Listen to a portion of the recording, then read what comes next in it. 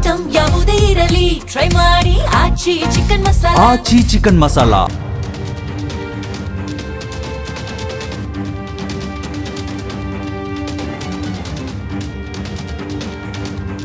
ಬಿಸಿಲು, ಮಳೆ, ಗಾಳಿ ನಡುವೆ ಬೀದಿ ಬದಿಯಲ್ಲಿ ನಿಂತು ವ್ಯಾಪಾರ ಮಾಡಿ ಬದುಕ್ತಾ ಇದ್ದೀವಿ. ನಮ್ಮ ಮಕ್ಕಳು ನಮ್ಮಂತೆ ಕಷ್ಟಪಡಬಾರದು. ಒಳ್ಳೆಯ ಉದ್ಯೋಗ ಗಿಟ್ಟಿಸಿಕೊಂಡು ಉತ್ತಮ ಬದುಕನ್ನ ಬಾಳಬೇಕು ಅಂತ ಕಷ್ಟಪಟ್ಟು ದುಡಿದು ಮಕ್ಕಳನ್ನ ಓದಿಸ್ತಾ ಇದ್ದೀವಿ. ಬೀದಿ ಬದಿ ವ್ಯಾಪಾರವನ್ನೇ ನಂಬಿದ್ದೇವೆ. ಆದರೆ ಏಕಾಏಕಿ ಅಧಿಕಾರಿಗಳು ನಮ್ಮ ತಳ್ಳು ಗಾಡಿ ಅಂಗಡಿಗಳನ್ನ ಧ್ವಂಸಗೊಳಿಸಿದ್ದಾರೆ. ವ್ಯಾಪಾರ ಸಾಮಗ್ರಿಗಳನ್ನ ಹೊತ್ತೊಯ್ದಿದ್ದಾರೆ. ಲಕ್ಷಾಂತರ ರೂಪಾಯಿ ನಷ್ಟವಾಗಿದೆ. ಮಕ್ಕಳ ಶಿಕ್ಷಣ, ಮದುವೆಗಾಗಿ ಲಕ್ಷಾಂತರ ಸಾಲ ಮಾಡಿಕೊಂಡಿದ್ದೀವಿ. ಮುಂದಿನ ನಮ್ಮ ಬದುಕಿನ ಗತಿ ಏನು? ಅಧಿಕಾರಿಗಳ ಕಚೇರಿ ಮುಂದೆ ಸಾಮೂಹಿಕವಾಗಿ ಸಾವಿಗೆ ಶರಣಾಗಬೇಕೆ? ನಮಗೆ ನ್ಯಾಯ ಕೊಡಿಸಿ, ನಾವು ಬದುಕಿ ಬಾಳಲು ಅವಕಾಶ ಮಾಡಿಕೊಡಿ. ಇದು ಬೀದಿ ಬದಿ ವ್ಯಾಪಾರಿಗಳ ಅಳಲು. ಆದರೆ ಆಳುವ ಸರ್ಕಾರ ಕಣ್ಣಿದ್ದು ಕುರುಡಾಗಿ, ಕಿವಿಯಿದ್ದು ಕಿವುಡಾಗಿ ವರ್ತಿಸ್ತಾ ಇದೆಯಾ ಅನ್ನೋ ಪ್ರಶ್ನೆ. ಬಡ ವ್ಯಾಪಾರಿಗಳ ಬದುಕನ್ನ ಬೀದಿಗೆ ತರಲು ಜೆಸಿಬಿಗಳೊಂದಿಗೆ ಬೆಂಗಳೂರು ನಗರ ಅಭಿವೃದ್ಧಿ ಸಚಿವ ಕೃಷ್ಣ ಬೈರೇಗೌಡ ಮತ್ತು ಅವರ ಇಲಾಖೆಯ ಅಧಿಕಾರಿಗಳು ಬಡ ವ್ಯಾಪಾರಿಗಳ ಮೇಲೆ ಮುಗಿಬಿದ್ದಿದ್ದಾರೇನೋ ಅನ್ನುವ ವಾತಾವರಣ ನಿರ್ಮಾಣವಾಗಿದೆ.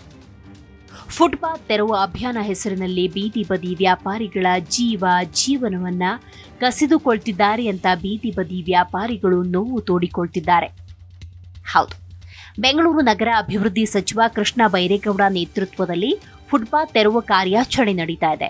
ಈ ಅಭಿಯಾನ ಬೆಂಗಳೂರು ನಗರವನ್ನ ಸುಂದರ, ಸ್ವಚ್ಛ, ಪಾದಾಚಾರಿಗಳಿಗೆ ಸುರಕ್ಷಿತ ಫುಟ್ಪಾತ್ ವ್ಯವಸ್ಥೆಯನ್ನ ಒದಗಿಸುವ ಗುರಿ ಹೊಂದಿದೆ ಎಂದು ಸಚಿವರು ಹೇಳಿದ್ದಾರೆ.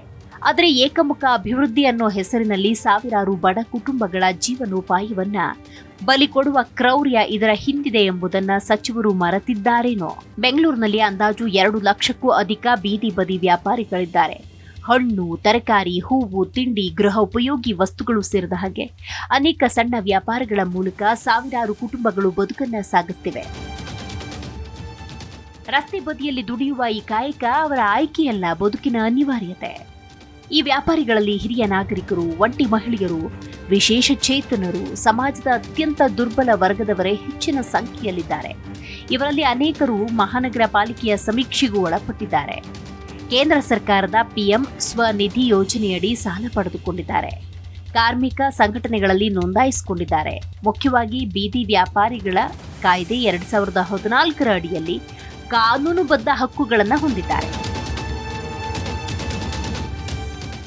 ಆದರೆ ಇತ್ತೀಚಿನ ತೆರವು ಕಾರ್ಯಾಚರಣೆಗಳಲ್ಲಿ ಅವರನ್ನ ಕೇವಲ ಒತ್ತುವರಿದಾರರು ಅನ್ನೋ ಒಂದೇ ಪದದಲ್ಲಿ ಗುರುತಿಸಲಾಗ್ತಾ ಇದೆ.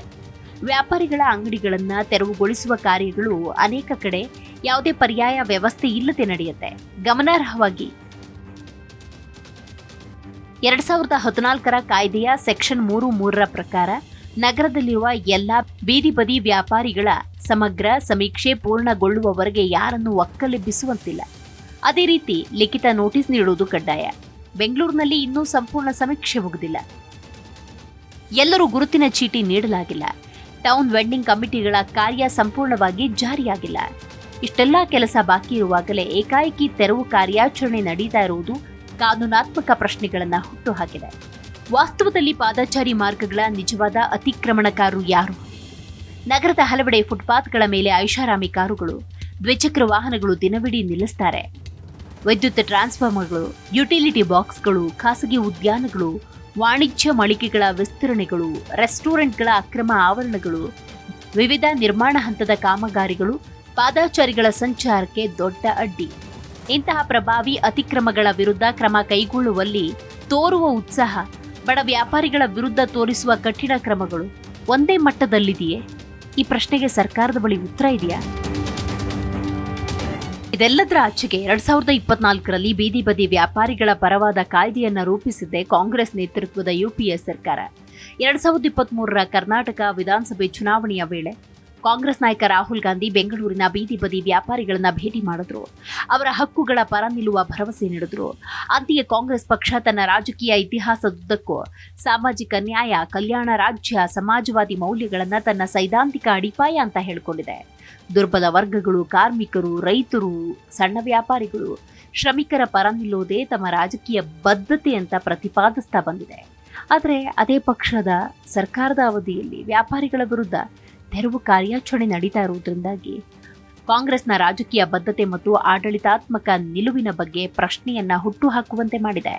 ಸಮಾಜವಾದ ಅನ್ನೋದು ಕೇವಲ ರಾಜಕೀಯ ಘೋಷಣೆಯಲ್ಲ, ಅದು ರಾಜ್ಯದ ಮಿತಿಗಳಲ್ಲಿ, ಆಡಳಿತದ ಆದ್ಯತೆಗಳಲ್ಲಿ, ದುರ್ಬಲ ವರ್ಗಗಳ ಬಗ್ಗೆ ತೋರುವ ಸಂವೇದನೆಯಲ್ಲಿ ಪ್ರತಿಫಲಿಸಬೇಕು.